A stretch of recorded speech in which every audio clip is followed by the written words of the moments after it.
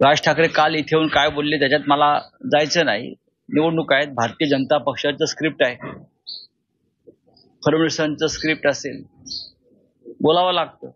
नाही तर ईडीची तलवार आहे वर, नाही तर ईडी आहे ना वर बसलेलं.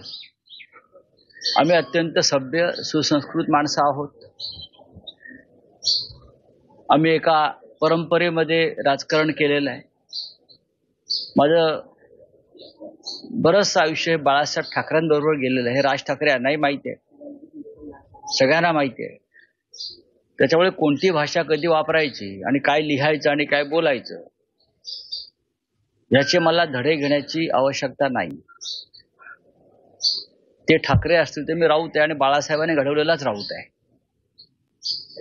खरं म्हणजे आज महाराष्ट्रातल्या अनेक मतदारसंघामध्ये गुंडांचं राज्य सुरू झालेलं आहे. त्याच्यावर राज ठाकरेंनी बोलायला हवं. राज ठाकरे ज्या भागात भाषण करून गेले तेथे अंडरवर्ल्डच्या मदतीने निवडणुका लढवल्या जात आहेत, भाजपकडून आणि एकनाथ शिंदेकडून. मुंबईतल्या अनेक मतदारसंघामध्ये मी तुम्हाला हीच माहिती देण्यासाठी आलेलो आहे. मुंबईतल्या अनेक मतदारसंघात, ठाण्यात, पुण्यात अनेक नामचीन गुन्हेगार ज्यांचे कधी काळी अंडरवर्ल्ड टोळ्यांमध्ये सहभाग होता किंवा आहे, मी त्यांची नावं देऊ शकतो. सत्यनारायण चौधरी या पोलीस अधिकाऱ्यांना, जे लॉ अँड ऑर्डरचे प्रमुख आहेत. अनेक असे गुंड आहेत, मी नावं देईन तुम्हाला. त्या गुंडांना जसं आम्ही पक्षातर्फे ऑब्झर्व्हर नेमतो, अनेक विधानसभा मतदारसंघात संपर्क प्रमुख नेमतो, त्या पद्धतीनं या गुंड टोळ्यांच्या म्होरक्यांवर विधानसभांची जबाबदारी देण्यात आलेली आहे. अगदी मग कांजूरमार्ग असेल, विक्रोळी असेल, भांडूप असेल, मुलुंड असेल, दादर असेल, ठाणे असेल, कोपरी पाचपखाडी असेल, ठाणे शहर असेल, कलिना असेल, कुर्ला असेल, म्हणजे ठरवून निवडून गुंड घ्यायचे. काही लोकांना त्यासाठी जामीन करून घेतलेला आहे, अनेकांना आपल्या पक्षात सामील केलं. आणि धक्कादायक असं आहे की वरिष्ठ पोलीस अधिकारी आणि गुंड यांच्या बैठका होतात.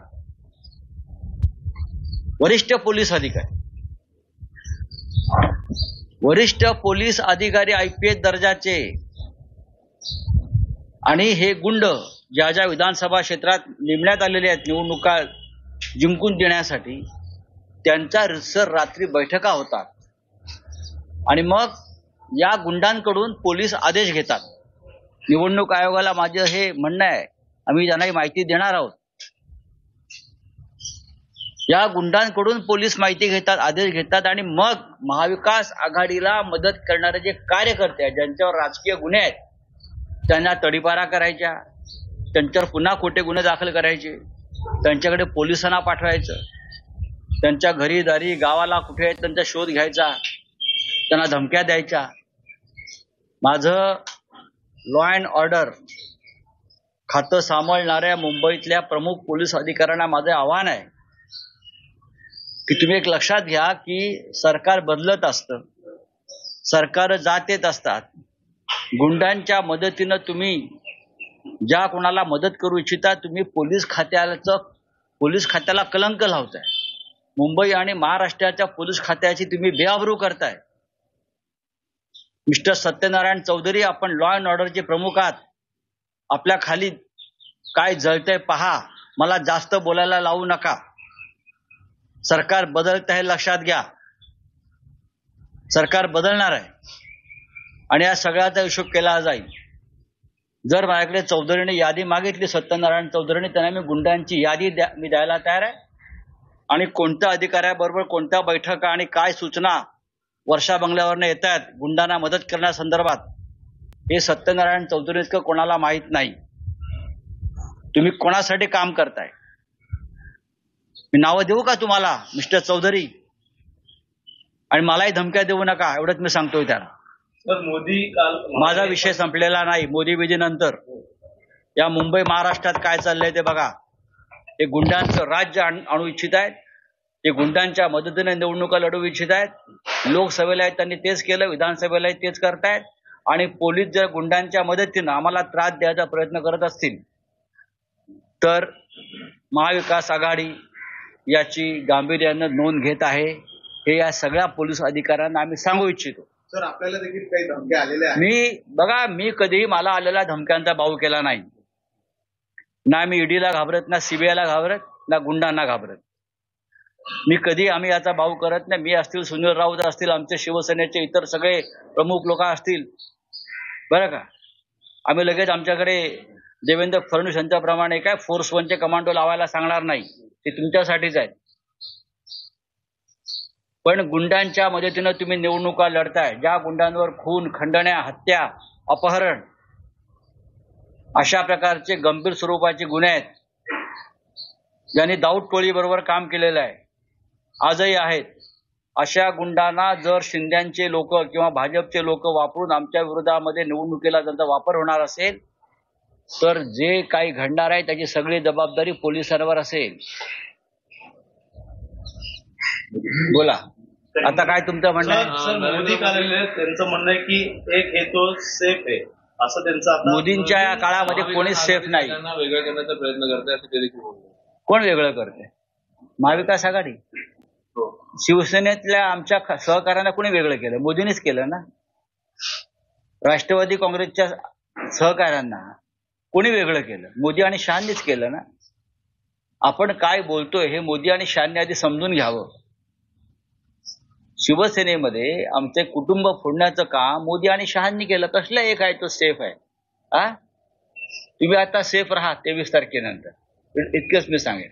बोले आपका क्या? दहशतवाद्यांना संरक्षण. महाराष्ट्र दौरे पर थे, उन्होंने एक बयान दिया था कि एक है तो सेफ है. लगातार इस तरीके के देखो, ये इस प्रकार की बयानबाजी करने की नौबत प्रधानमंत्री पर क्यों आ रही है? बटेंगे तो कटेंगे नहीं चला, बटेंगे तो कटेंगे लोगों ने फेंक दिया हमारे यहाँ. अब एक है तो सेफ है, किसको आप एक कर रहे हो, किसको सेफ कर रहे हो? इस राज्य की पूरी जनता आपकी नहीं है क्या? इस देश की पूरी जनता आपकी नहीं है? हम सेफ है महाराष्ट्र में, और हमको ज्यादा सेफ होना है, इसलिए हमको बीजेपी को यहाँ से निकालना है. और आप आने से ही महाराष्ट्र में हम अनसेफ हो जाते, क्योंकि हमको मालूम है आप यहाँ आकर लोगों को भड़काएंगे, दंगे के लिए एनकरेज करेंगे, बटेंगे और कटेंगे जैसी घोषणाएं देंगे. जब तक आप यहाँ आते हो तब तक हम अनसेफ है, इसलिए हम इस राज्य से आपको पूरी तरह से बाहर फेक देंगे. दहशतवाद्यांना संरक्षण काँग्रेसने केलेलं आहे. दहशतवाद्यांना